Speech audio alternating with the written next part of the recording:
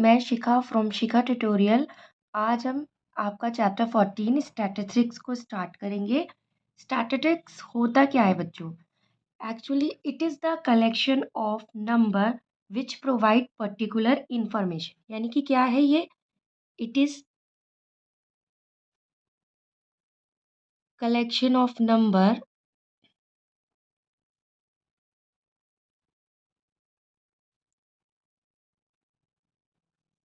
Which provides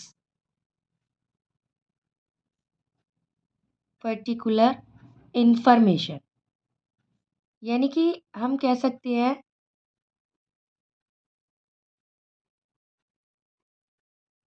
कि numbers का collection है जिससे हमें एक पर्टिकुलर इंफॉर्मेशन मिलती है। पर्टिकुलर इंफॉर्मेशन से हम क्या करते हैं? एनालाइज करते हैं कि क्या चीज़ हैपन हो रही है। फॉर एग्जांपल, दो क्रिकेटर हैं बच्चों, एक क्रिकेटर है ए और एक क्रिकेटर है बी। हमने एनालाइज करा कि जो ए क्रिकेटर है वो गुड बैट्समैन है और जो क्रिकेटर बी है वो एवरेज बैट्समैन है। अब हमने ये कैसे एनालाइज करा कि वो एवरेज है और वो गुड है? हमने क्या किया, उसकी मान लो उसकी लास्ट 10 इनिंग्स, उसकी जो लास्ट 10 इनिंग्स थी उसके हमने रन देखे। तो लास्ट 10 इनिंग में उसकी कुछ जो हमने रन देखे उसका हमने क्या किया, जैसे मानो फॉर एग्जांपल एक में उसके 95 है, दूसरे में उसके 80 हैं, किसी में उसके 100 है। इस तरीके से उसके रन्स हमने इसमें देखे। इसमें भी मान लो फॉर एग्जांपल इसके 65 है, 52 है, कुछ इस तरीके से रन्स देखे। हम क्या करते हैं, उसका एवरेज निकाल लेते हैं। उसका एवरेज निकाल लेते हैं। एवरेज कैसे निकालते हैं बच्चों? हम सम ऑफ ऑब्जर्वेशन यानी कि सम ऑफ रन्स, जो रन है उनको हम सम कर लेंगे और divided by total. Total observation, total का मतलब जैसे हमने 10 इनिंग्स कहा तो हम 10 से डिवाइड करेंगे। तो डिवाइड करने पर हमें एक पर्टिकुलर वैल्यू मिलेगी, यहाँ से भी पर्टिकुलर वैल्यू मिलेगी। इस पर्टिकुलर वैल्यू से हम क्या करेंगे, हमने एनालाइज करा कि जो ए है बच्चों वो एक गुड बैट्समैन है और एक जो बी है वो एवरेज बैट्समैन है। यानी कि स्टैटिस्टिक्स से हम क्या करते हैं, हमें नंबर्स को देखकर हमें एक पर्टिकुलर इंफॉर्मेशन मिलती है, फिर हम उससे कॉन्क्लूड करते हैं, उसी को ही स्टैटिस्टिक्स कहते हैं। इस चीज़ को बच्चों हम 3 तरीके से निकाल सकते हैं। स्टैटिस्टिक्स हम 3 तरीके से कैलकुलेट कर सकते हैं।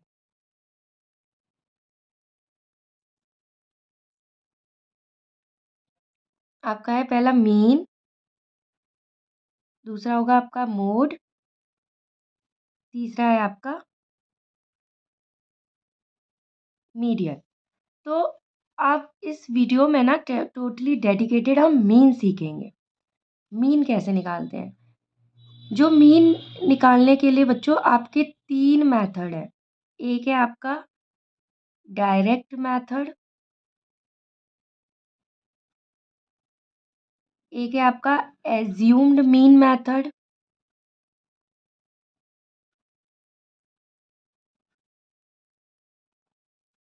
एक है आपका स्टेप डेविएशन मेथड।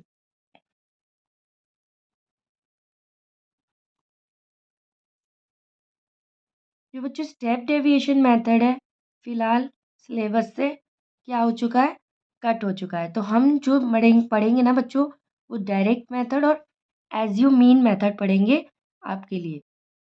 अब हम एक एग्जाम्पल लेते हैं मीन निकालने के लिए। 2 सेक्शन है बच्चों, सेक्शन ए और है सेक्शन बी। सेक्शन ए ये है आपका क्लास 10th का। इसमें ना बच्चों के मार्क्स आए हैं, 3 या 4 बच्चों के मार्क्स ले लेते हैं। जैसे फॉर एग्जाम्पल एक बच्चे के नंबर आए हैं आपके 5, दूसरे के आए हैं 15, तीसरे के आए हैं 20। इसी तरीके से हम दूसरे सेक्शन के बच्चे के ले लेंगे कि एक के उसके 5 आए हैं, एक के 8 आए हैं और एक के आए हैं 16। तो हम इसका जो मीन निकालते हैं वो कैसे निकालते हैं? Sum of all observation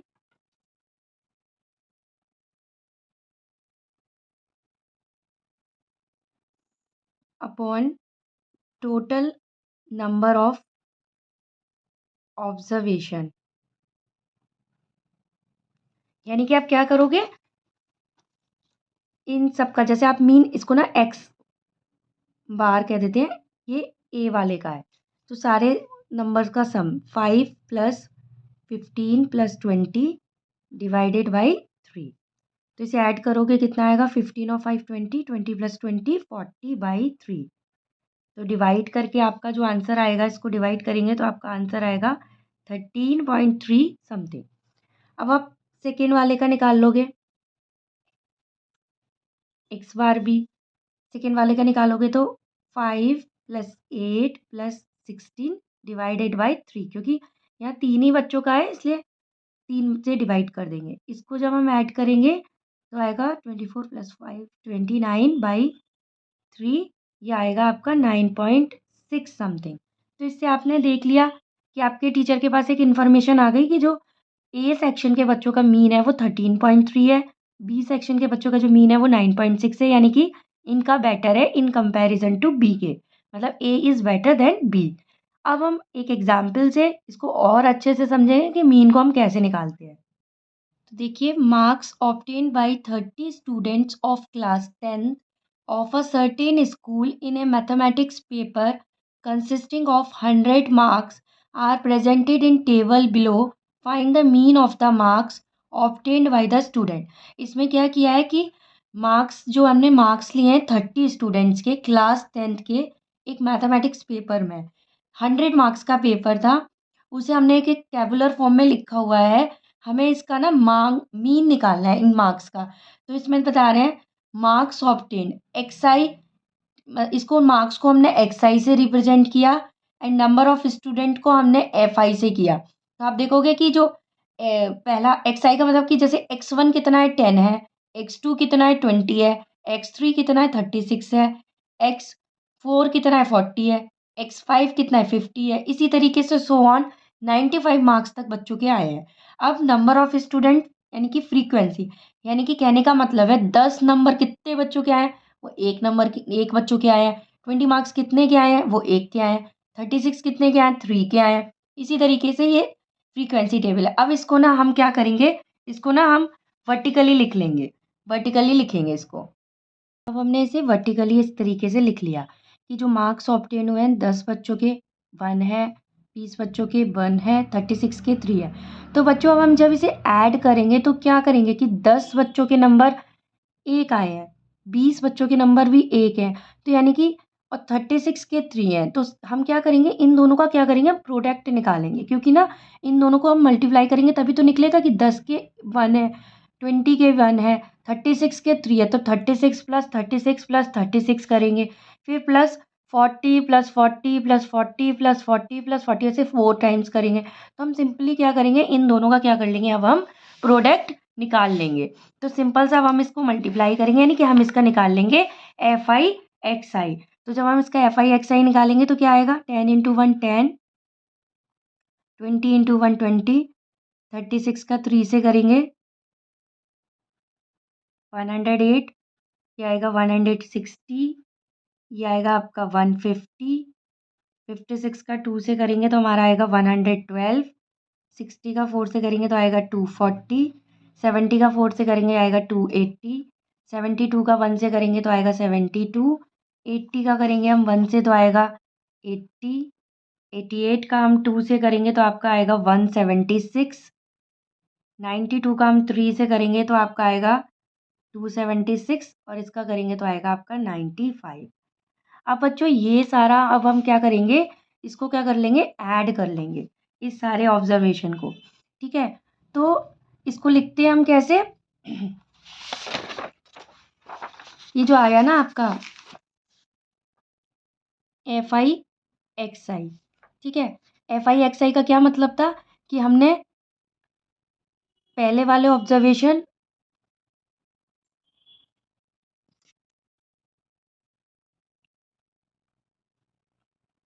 F I X आई, इसको लिखने का तरीका होता है समेशन में, ठीक है। ये जो मैंने सारा मल्टीप्लाई करा तो इसको हम लिखने का तरीका होता है समेशन।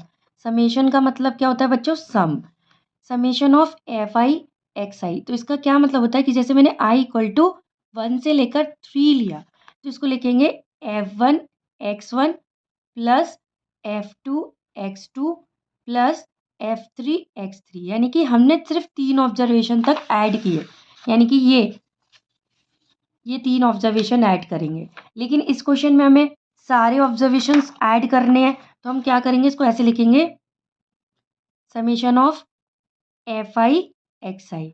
ऐसे ही डिवाइड, ये तो हो गया sum of all observation divided by summation of F I, यानी कि कितने टाइम्स ये आए हैं, सारी फ्रीक्वेंसी का जो हम क्या कर लेंगे, ऐड कर लेंगे। तो उसको हम इस तरीके से लिखेंगे। तो बच्चों जो आपका एफ आई एक्स आई आया वो आया आपका 1779, और जो आपका एफ आई आया बच्चों, फ्रीक्वेंसी का जो सम आया है वो आया है, इसको देखो, ये आया है आपका समेशन ऑफ एफ आई आया है आपका 30, और यहाँ पर जो summation of F I X I आया है वो आया आपका 1779। तो जब हम इसको डिवाइड करेंगे तो डिवाइड करके आपका आ जाएगा 59.3, तो यानी कि आपका मीन निकल आया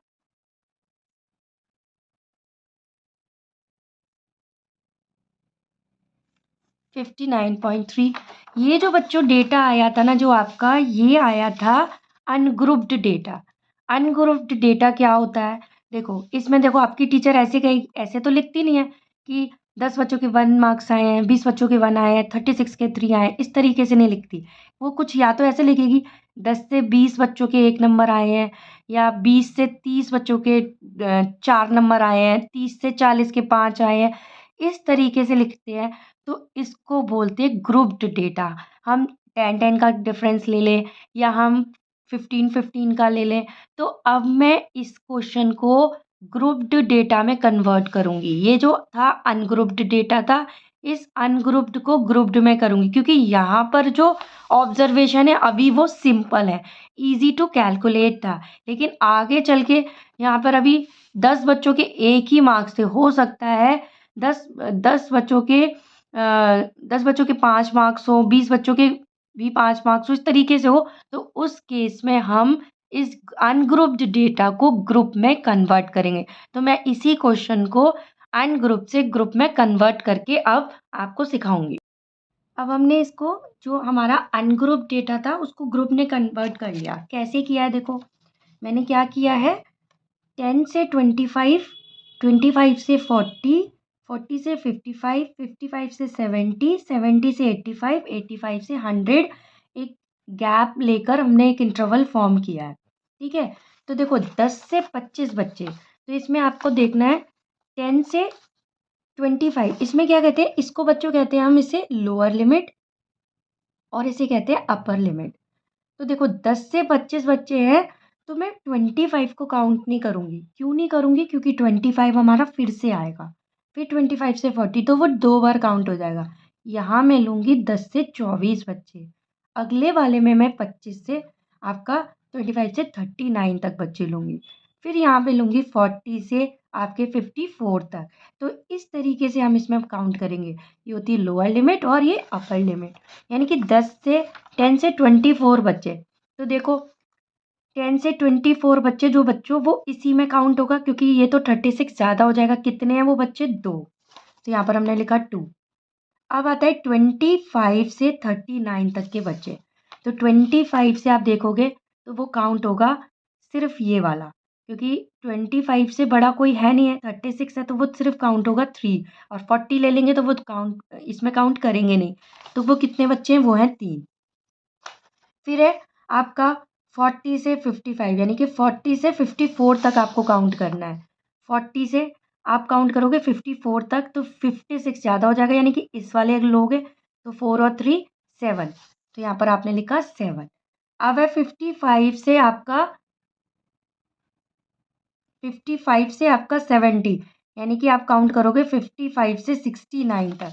तो 55 से, यानी कि आप इस वाले को काउंट करोगे, 55 से आपको लेना है 69 तक, यानी कि ये लोगे 70 वाला नहीं लोगे, 69 तक लेना है ना हमें। तो कितने हैं, 4 और 2 6 बच्चे हैं। तो यहाँ पर आपके 6 बच्चे आ गए। अब 70 से 84 तक आपको लेना है, 70 से 84 तक लेना है, यानी कि ये तीनों इसमें आएंगे, 88 नहीं आएगा। 4 और +1 5, 5 और 1 6, तो ये आपका 6 बच्चे आ गए। अब आप फिर 84 85 से 99 तक लोगे, 85 से 99, तो आप देखो ये तीनों आ जाएंगे, 3 और 2 5, 5 और 1 6, ये तीनों आ गए। इस तरीके से हमने क्या किया, ये नंबर ऑफ स्टूडेंट, ये फ्रीक्वेंसी कैलकुलेट कर ली, ये हमारा क्लास इंटरवल कैलकुलेट हो गया। अब आती है बच्चों क्लास साइज। क्या होता है? क्लास साइज होता है जो इनके बीच का डिफरेंस होता है। क्लास साइज हम निकालते हैं upper limit minus lower limit, यानी कि 25 माइनस 10 कितना आ रहा है? 15। ये बच्चों डिफरेंस हमेशा सेम होना चाहिए। जैसे मैंने 10 से 25 लिया, तो हम यहाँ पर ऐसे नहीं करेंगे कि 30 से 40 ले लेंगे, नहीं। 10 से 25 लिया तो 25 से 40 लेंगे, 40 से 55 लेंगे, 55 से 70, यानी कि जो गैप है बच्चों वो 15-15 का आएगा। ठीक है, तो ये हमने क्लास इंटरवल बना लिया, हमने ये फ्रीक्वेंसी बना ली, ये दोनों चीज़ें हमने बना ली। अब हम क्या करेंगे, तीसरे केस में हम क्या करते थे, एफ आई और एक्स आई निकालते थे, एफ आई एक्स आई निकालते थे। अब इसमें लेकिन मुझे ये नहीं पता जो ये एक्स आई है बच्चों, मैं 10 लूँ कि मैं 25 लूँ, मुझे नहीं पता है, क्योंकि यहाँ पर इनके हम क्या करेंगे, समझ नहीं आ रहा कि 10 से मल्टीप्लाई करें या 25 से करें। तो हम एक्स आई को डिसाइड करने के लिए क्या करेंगे, इसकी एक मिड वैल्यू ले लेंगे। तो एक्स आई निकालने का बच्चों जो तरीका होता है वो होता है 10 upper lower limit plus upper limit divided by 2। हम करेंगे इसको,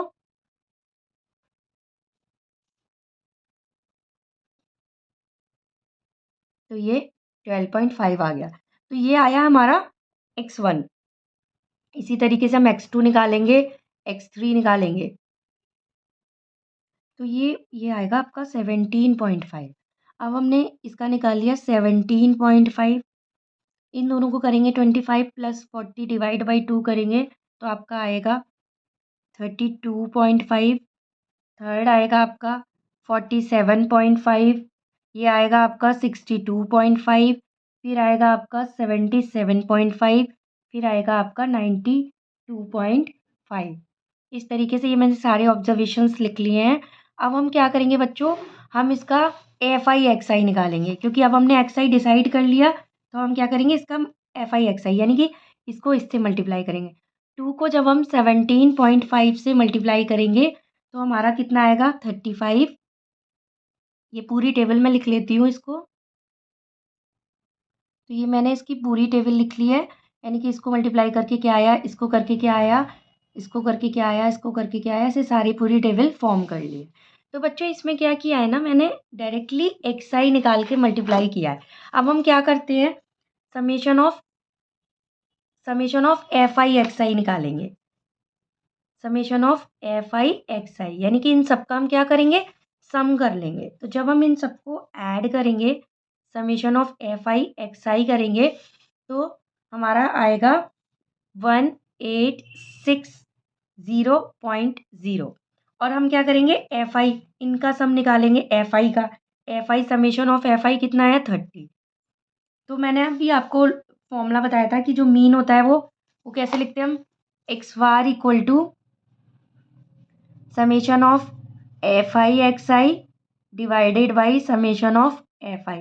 अच्छा, इसमें हमने डायरेक्टली एक्स आई निकाल लिया, तो इस तरीके से जो मीन निकलता है, यानी कि 1860 डिवाइडेड बाई आपका आ जाएगा 30।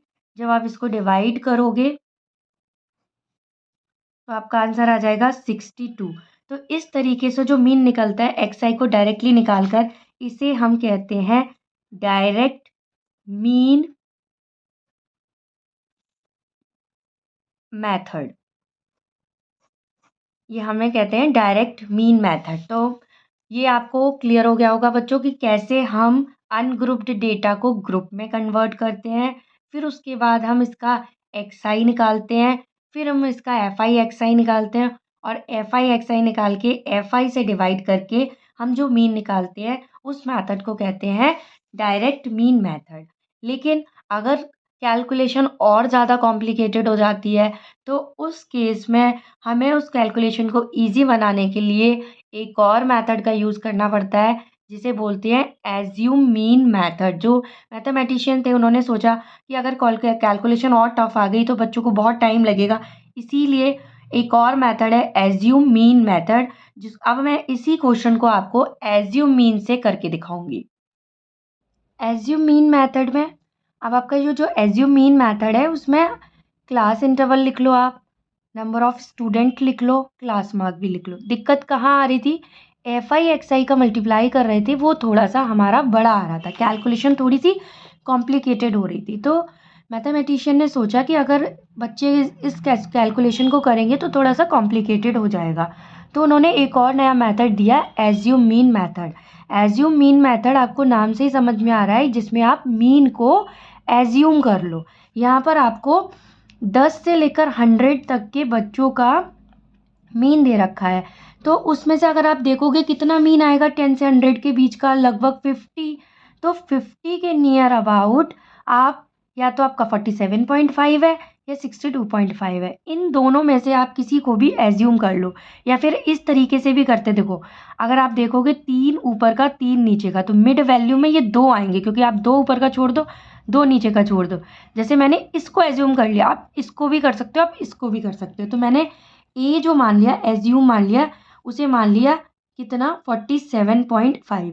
तो जब हम एज्यूम करेंगे, एक्चुअल में ये हमारा कोई फिक्स तो नहीं है, ये मीन हमारा कोई फिक्स तो नहीं है, इसीलिए हम इसको क्या करेंगे, एज्यूम कर रहे हैं, तो कुछ ना कुछ डेविएशन होगा। तो डेविएशन में हम क्या करेंगे, उस डेविएशन का D I equal to X I minus का ए, यानी कि हर वैल्यू में से इस एज्यूम मीन को क्या करेंगे, सब्ट्रैक्ट कर देंगे। तो 47.5 को 17.5 से माइनस करेंगे तो हमारा कितना आएगा, देखो 47.5 को 17.5 से आप माइनस करो तो कितना आ गया आपका, माइनस का आपका आएगा 30, क्योंककि एक्स आई माइनस ये कर रहे हो तो आप करोगे 17.5 में से 47.5 को माइनस, तो आपका माइनस का 30 आ जाएगा। फिर आप इस 32.5 को 47.5 से माइनस करोगे तो आपका माइनस का 15 आएगा। 47.5 को 47.5 से माइनस करोगे तो 0 आएगा। फिर आप इसको इससे माइनस करोगे तो आपका आएगा 15। फिर आप इसको इससे माइनस करोगे 77.5 को 47.5 से करोगे तो 30। इसी तरीके से इसको करोगे तो 45 आ जाएगा। 92.5 को 47.5 से माइनस करोगे तो आपका 45 आ जाएगा। तो ये जो डी आई है, आप देख रहे हो कि जो पहले वाले डी आई थे, ये जो आपके डी आई थे, मतलब जो आपका एफ आई एक्स आई था, उससे आप मल्टीप्लाई करके ये कैलकुलेशन कितनी बड़ी आ रही थी। लेकिन अब आप क्या करोगे, इस, क्योंकि देखो यहाँ पर जो हम निकालते हैं मीन जो होता है वो क्या होता है, X bar equal to summation of F I X I upon summation of F I निकालते हो, ठीक है। लेकिन इसमें आपने क्या किया है, हमने कुछ मीन को एज्यूम किया है, तो वो वाला मीन एज्यूम मीन प्लस जो इस डेविएशन में आया है, डेविएशन का मीन निकालोगे। तो डेविएशन के मीन को मैं डी बार लिख सकती हूँ, डेविएशन के मीन को, यानी कि ए प्लस इस डेविएशन का मीन कैसे निकलेगा, F I D I upon summation of F आई, इसको करके हम निकाल लेंगे। तो यानी कि अब हम क्या करेंगे, इस डी आई को एफ आई से मल्टीप्लाई कर देंगे तो कितना होगा, देखो इसमें हम लिखेंगे F I D I, minus का 30 इंटू 2 माइनस का 60, 15 3 जा 45, ये आपका 0, और ये आ जाएगा आपका 90, ये आएगा 180, और ये आएगा आपका 270। अब क्योंकि यहाँ पर कह रहा है summation of F I D I, यानी कि इन सबको क्या करना पड़ेगा, ऐड करना पड़ेगा। जब हम देखो इन सबको जब हम ऐड करेंगे बच्चों तो 435 आएगा। तो कैसे करेंगे, देखो ये जो सारे प्लस के हैं इनको तो कर लेंगे ऐसे ऐड, फिर प्लस के ऐड करके जैसे 270 180 और 90 ऐड कर लो, 9 और 8 आपका 17, 17 और 7 24, 4 और 1 5, 540 आ गया। इसको भी ऐड कर लेंगे क्योंकि माइनस माइनस प्लस होता है, लेकिन साइन आपका माइनस का आएगा, तो कितना हो जाएगा 5 6 और 4 10।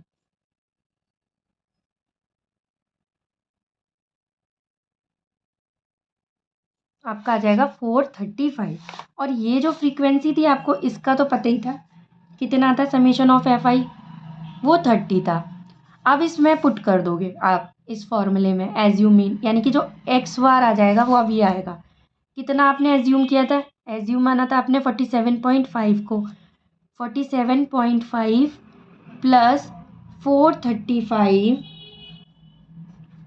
अपॉन आपका 30।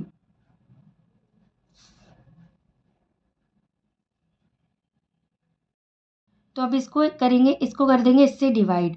47.5 प्लस 435 को हम 30 से जब डिवाइड करेंगे बच्चों तो वो आएगा 14.5। अब हम इन दोनों को ऐड कर लेंगे, 47.5 14.5 62। तो इस तरीके से जो एज्यूम मीन से बच्चों आया वो आपका 62 आया।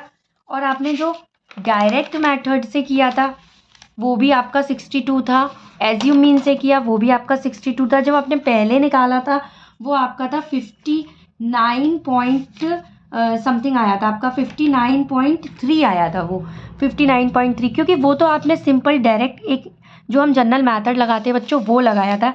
लेकिन आपने यहाँ दो नए मेथड सीखे, एक सीखा डायरेक्ट मीन मेथड सीखा और एक आपने अभी सीखा एज्यूम मीन मेथड। इससे आपकी क्या कैलकुलेशन और इजी हो जाती है।